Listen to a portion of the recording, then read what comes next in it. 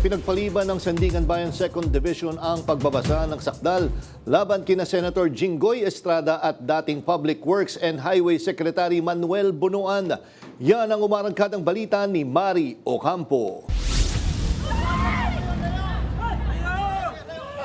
Pasado 1:00 ng hapon nang dumating sa Sandigan Bayan si Senador Jinggoy Estrada. Suot ang uniforme ng Bureau of Jail Management and Penology at nakaposas. Ilang minuto naman ang lumipas bago dumating si dating Public Works and Highway Secretary Manuel Bunuan na nakasakay sa wheelchair. Gayunman, hindi natuloy ang arraignment at pre-trial ng dalawa para sa kasong graft sa Sandigan Bayan 2nd Division. Bukod sa mga nakabimbing mosyon, naghain din ng panibagong kahilingan ang kampo ni Estrada. Ayon sa kanyang abogado na si Attorney Noel Austria, nais ng senador na payagan siyang dumalo sa mga pagdinig ng hindi naka-uniforme bilang person deprived of liberty at hindi rin nakaposas. Sabi pa ni Austria, nakapagpiyansa na si Estrada sa kasong graft at kasalukuyang nakakulong kaugnay ng hiwalay na kasong plunder na nasa ibang dibisyon ng Sandigan Bayan. Nais din ng kampo ng senador na payagan siyang dumalo sa pagdinig sa pamamagitan ng video teleconferencing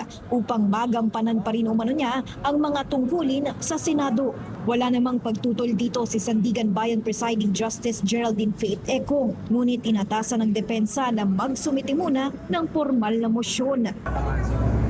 Samantala, kapwa humiling ng postponement ang mga kampo ni na Estrada at Bunuan. 2 beses na sinuri ang blood pressure ni Bunuan.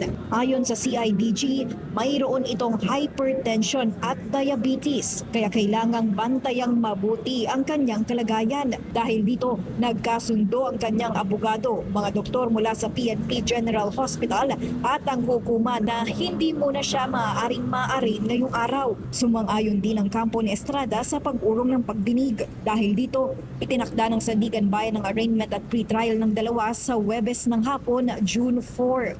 Sa umaga naman ng kaparehong araw nakatakda ang kanilang arraignment para sa hiwalay na kasong plunder. Ako, si Mari Ocampo ng PRTV News, nagseserbisyo para sa Pilipino.